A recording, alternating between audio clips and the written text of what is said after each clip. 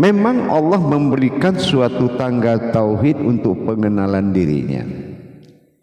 Ada yang dalam wujud akal, ada yang dalam wujud iman, ada juga yang dalam wujud ilmu.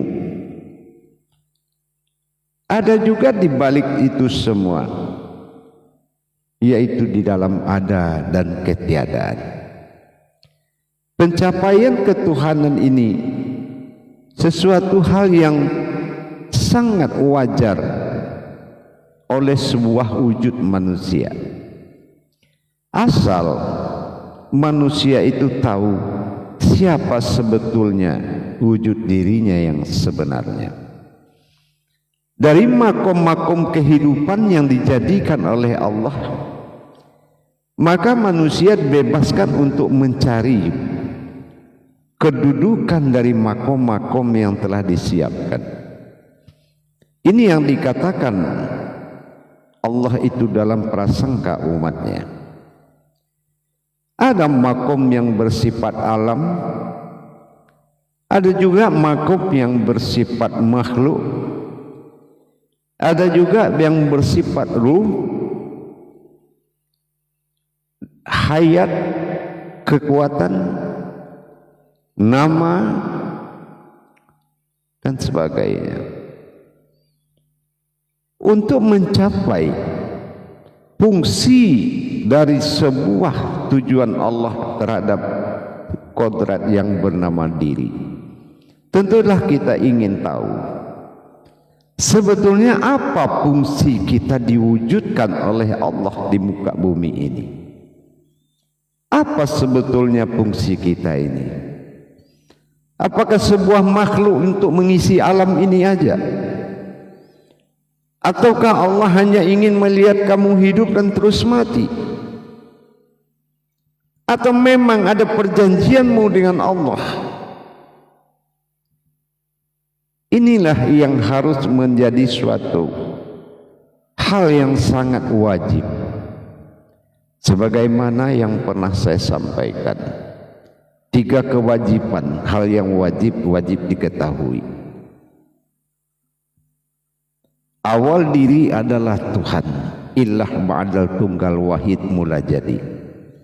Itu awalnya diri.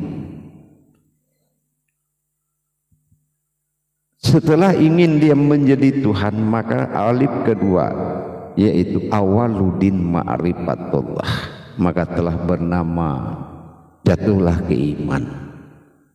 Kalau awal diri tadi adalah awalul wajibin alal insani huwa maififatul illahi bi istighni, ini kodratnya ilmu. Tapi kalau sudah alif kedua awaludin ma'rifatullah, ini iman. Kalau hal iman ini kembali kepada prasangka, apakah iman ini berartikan sesuatu yang mengimani atau yang diimani atau beriman? Ini sangat relatif. Mana yang harus diimani, mana yang harus kita mendirikan iman, di mana saat iman itu bisa didirikan. Yang namanya iman tidak akan pernah mendapatkan kepastian wujud. Itu namanya iman. Yang ketiga, Allah memberikan fasilitas, yaitu adalah akal yang diindahkan oleh akidah dan akhlak. Akal adalah pertahanan kuat di dalam kehidupan diri. Keyakinan pun bisa diatur oleh akal. Akal adalah peringkat pertama yang sangat kuat yang direndahkan oleh orang-orang fasik. Kalau orang-orang fasik dia sangat merendahkan fungsi akal. Tapi Allah sangat memuliakannya. Kenapa? Apabila fi'lu mumkini aw tarkuhu, kata Allah. Apabila akalmu sudah takhluk dan berpikir mungkin, tidak ragu dan tidak bertanya-tanya lagi. Inilah yang diminta oleh Allah.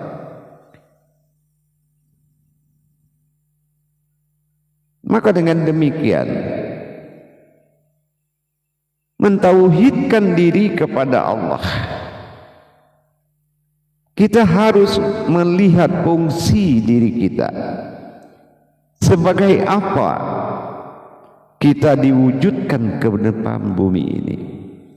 Kita dimaujudkan oleh Allah ke muka bumi ini. Dan yang lucunya, tidak ada perselisihan apabila kata-kata Allah menempatkan tentang kodrat ketuhanannya. Itu persis dengan keberadaan manusia.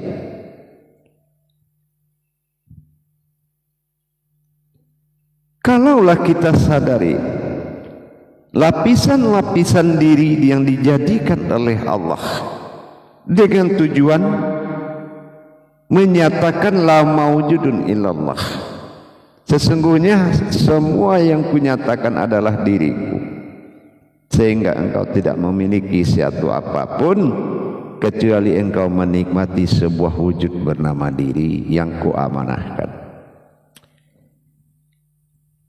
Dengan demikian melaksanakan ketuhanan Tuhan terhadap kewajiban kepada manusia, maka manusia melaksanakan kewajiban Tuhan terhadap manusia, yaitu inna lillahi. Apa yang dimaksud inna lillahi?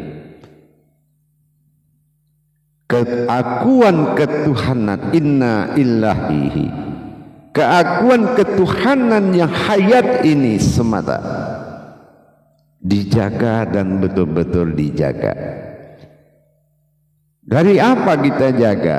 Dari keakuan keinsanan kita, keumatan.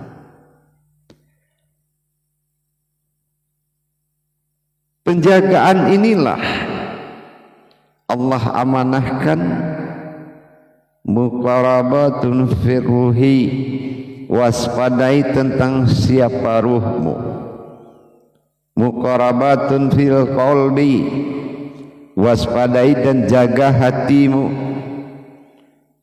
muqarabatun fis sirri, waspadai dan jaga rahasia. Apa yang dimaksud oleh Allah? Karena tiga komponen ini adalah asal daripada usul diri kita semua.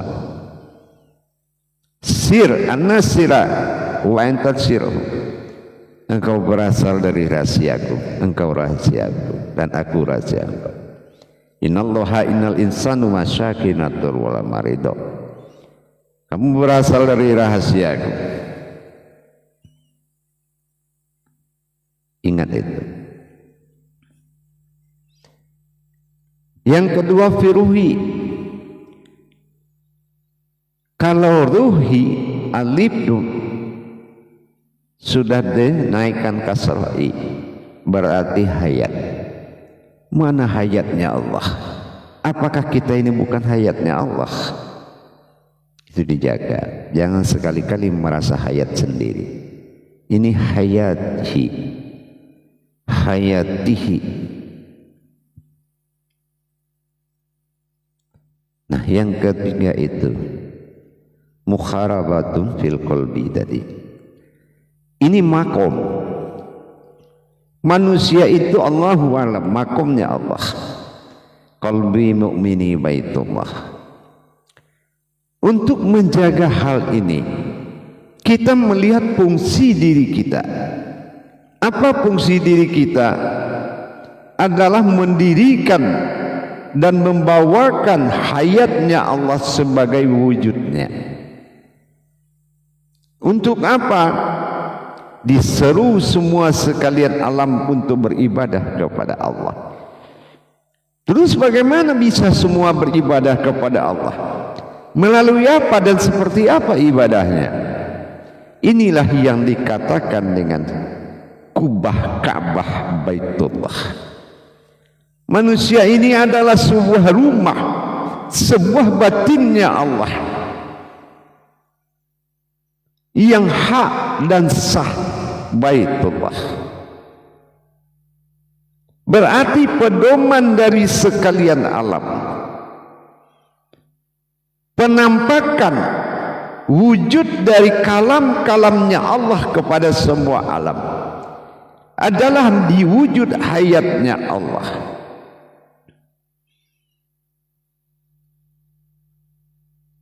Mana dasar ketuhanan di wujudnya diri kita ini sehingga semua alam menyeru kepada Allah melalui utusannya Allah, khalifatullah. Dasar bertuhan itu adalah kiblat. Bagaimana cara kita menyediakan kiblat kepada Allah oleh seruan oleh sekalian alam? Kalau manusia sudah bagian hayatnya Allah, tidak akan pernah mencari diri, akan ketemu diri.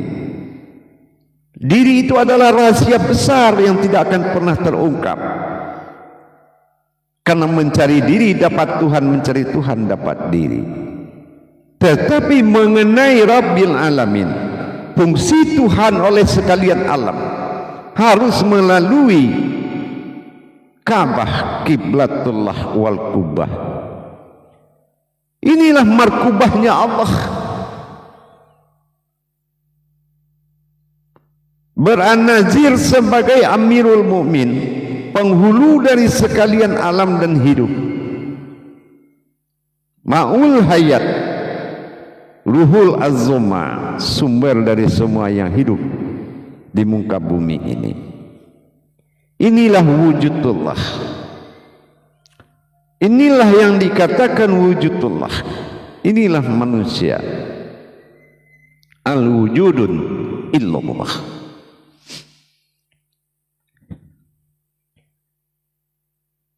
Tinggal lagi kita harus mencari. Kalau perwalian sebagai ma'ul hayat sudah cukup tubuh untuk mewakili setiap ruh. Ini yang dikatakan jasad melihat kepada ruh, atau dibalik ruh juga melihat kepada jasad. Berarti jasad sudah bisa mewakili semua ruh. Bagaimana dengan ruh? Ruh ini berasal ala firuhi ulun narun. Ruh itu berasal dari nur. Maka nur adalah hayatnya Allah. Mana hayatnya nurnya Allah? Inilah wujud. Inilah penampakan. Penampakan diri adalah hayatnya Allah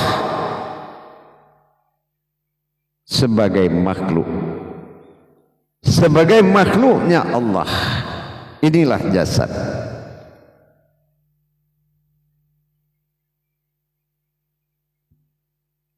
Ini yang menentukan sekali.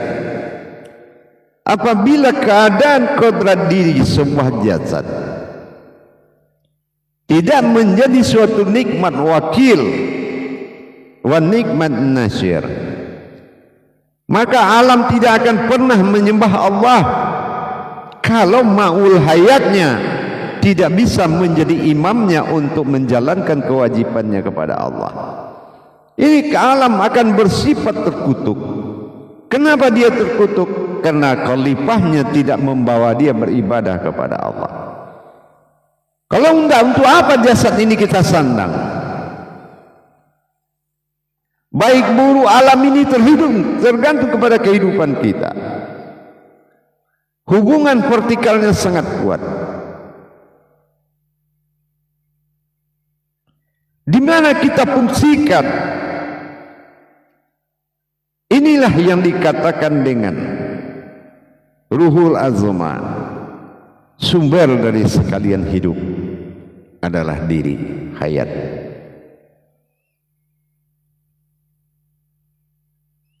Maka dengan demikian mendirikan kiblat pada diri dasar semua alam akan menyembah Allah.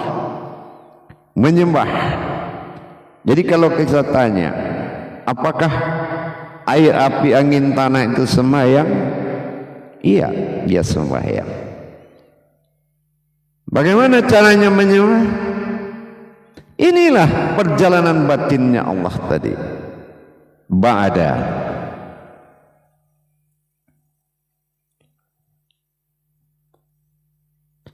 Yang melaksanakan tajalli di dalam salat, bergeraklah seorang khalifahnya Allah, alif aftar, nyata, yang disebut dengan ta'ala, sifat menyembah bagi wujud Tuhan.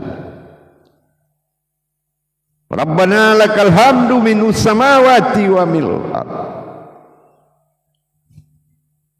atas nama alam, bersujud dan menyembah memohon ampun alam dari siapa yang bergerak di dalam solat tadi.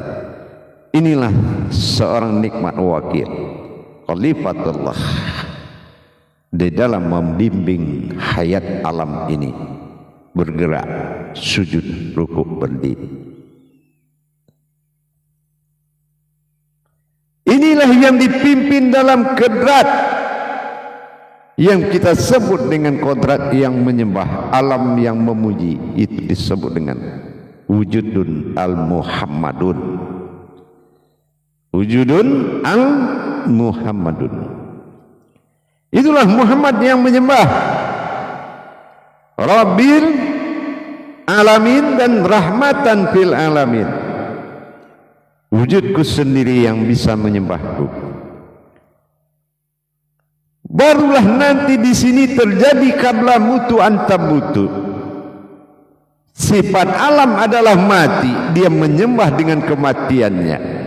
Makanya kita tadi sudah melipat tangan, qabla mutu antam mutu. Terus siapa yang hidup? Inilah hayatnya Allah, batinnya. Ini yang dikatakan dengan diri An-Nasir. Ini yang tersirat, ruh dari Allah, disebut dengan ruhani, ruhku. Datanglah ruhku menghadap kepadaku.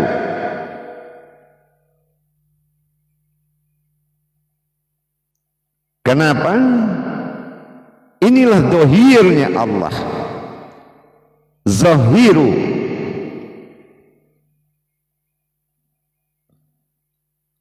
Kita membuktikan zahirunya apa?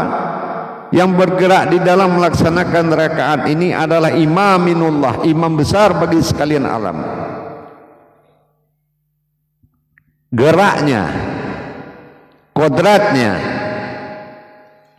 Tapi yang melaksanakan ijab hakikat adalah berdirinya Tuhan yang tidak akan pernah dia ruku kepada siapapun.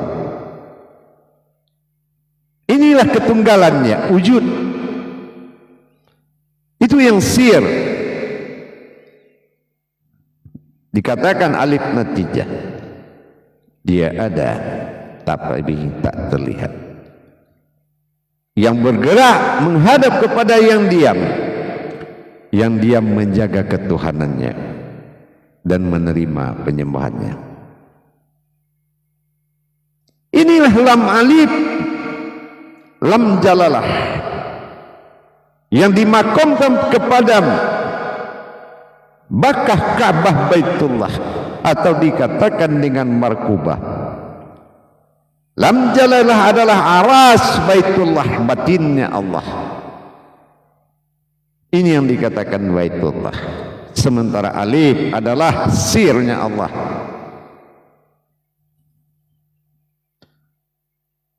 Apabila sirnya sudah berpadu dengan kekuatannya, lam jalalah, tersiratnya alif menjadi suatu kodrat rahasia, dinamakan batinul hayat. Inilah batinul hayat, yaitu sebuah batin yang hidup.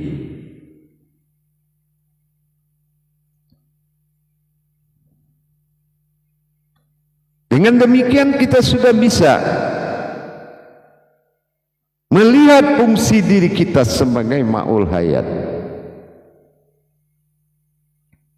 Lam jalalah akan mengantarkan sumber daripada semua alam, hayat dari semua alam. Lam jalalah disebut juga dengan lam alif.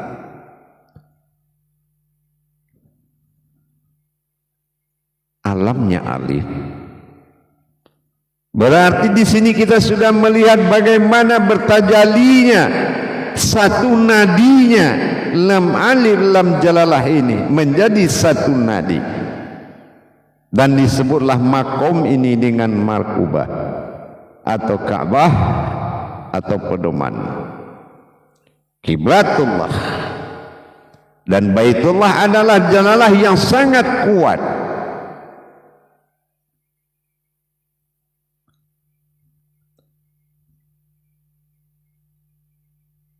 Berdiri dengan gagahnya alif, segala tersirat berhumul kepada kodrat alif.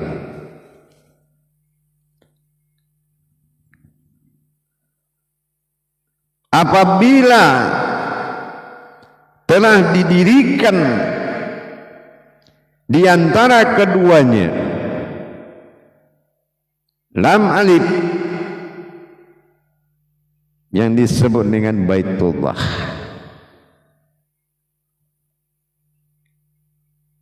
yang akan mewujud berwujud Ka'batullah. Ini yang dikatakan markubah atau kiblat. Nah, wujud dari hal tersebutlah memiliki hak dan wewenang ketuhanan mutlak.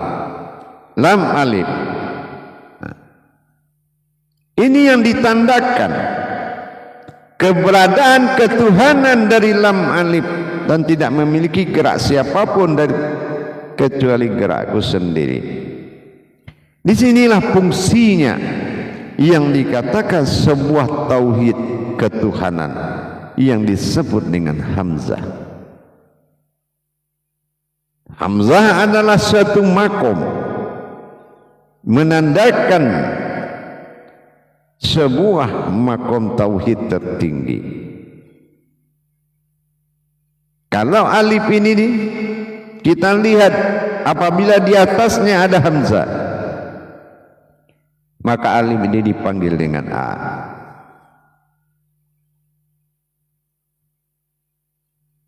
Inilah menandakan martabat ketuhanannya. Jadi wujud batin sir, batin dan sir markubah dan Baitullah tadi, Baitullah dan sirullah dalam perjalanannya bermartabat hamzah dan berkedudukan sebagai rumahnya Allah. Ini yang disebut khalbi, atau dalam hijaiyah dibaca dengan ya. Maka kesempurnaan lam alif hamzah iya. Apabila kita bisa melihat kodrat itu, maka disinilah kita boleh berbicara dengan pandangan. Inilah yang dinyatakan dan dihayatkan, ditajalikan dan didirikan. Maka semua alam akan tunduk dan taat. Kalau sudah berdiri alam alif hamzahiyah,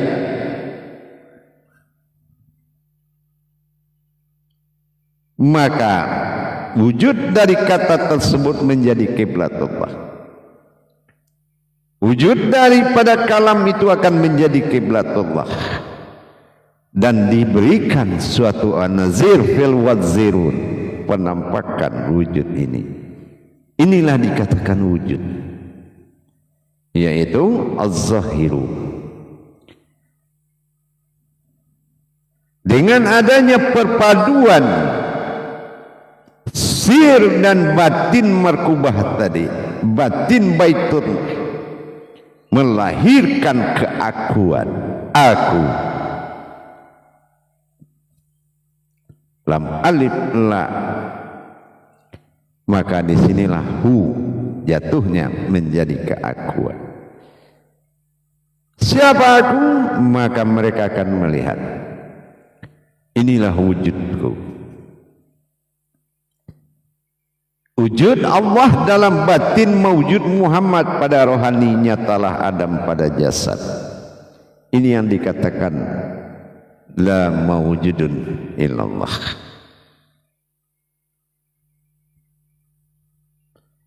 Jadi kalau kita sudah memahami demikian, maka dia bertasbih siang dan malam. Allah, Allah, Allah, Allah. Maka semua alam akan menyeru dengan la ilaha illallah. Tidak pernah kami lihat yang nyata selain ini. Tidak ada yang nyata di mata kami melain Engkau ya Allah. Allah, akulah Allah. Kemuliaan Allah akan turun ke diri kita dan menyempurnakan ibadah semua alam. Dan kita hanya menjaga sebagai saksi bagi dirinya, saksi bagi wujud itu sendiri. Cukuplah engkau saksi bagiku. Maka kita menyaksikan bagaimana alam ini menyeru dan menjunjung tinggi kepada rahmatan fil alamin, yang selalu Allah, Allah memuji atau Muhammad.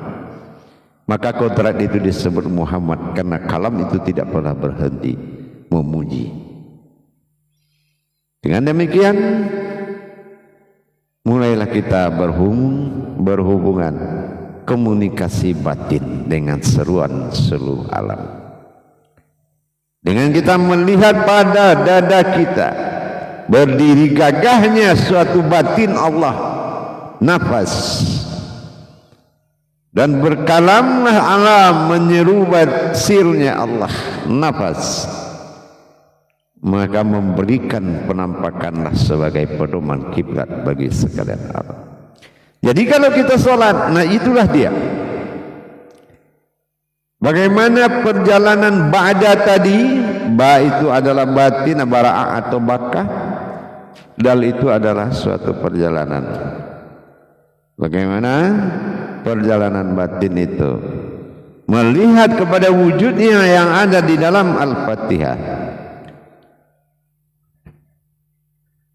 Maka disitulah mereka menyeru, ridholah ya Allah.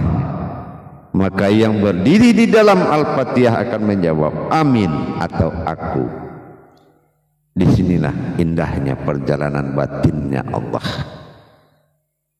Markubah Ka'bah Baitullah. Inilah fungsi diri kita, membawa martabat ketuhanan untuk seruan oleh sekalian alam. Tapi kalau sudah mengkaji kepada sebuah wujud, tidak akan pernah dikaji wujud dan maujud. Tapi kalau kita kaji wujud, sudah pasti maujud adalah penampakannya.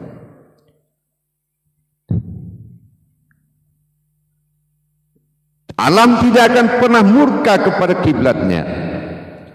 Tapi sayang, mungkin lebih jauh, kiblat ini juga sudah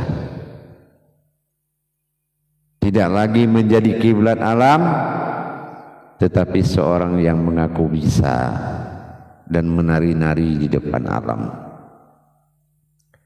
Seorang yang mengaku tahu dan menari-nari di depan alam, dia tidak melihat lagi wujud Allah pada dirinya, tetapi dia melihat wujudnya sendiri dalam menyampaikan ilmu pengetahuannya. Hati-hati, hakmu tetap akan hakmu. yang tidak hakmu selalu tidak akan menjadi hak. Jangan berbuat baik dengan mentiadakan Allah, tapi dirikanlah kebenaran dengan mentiadakan diri dan mewujudkan segalanya, yaitu sifatullah.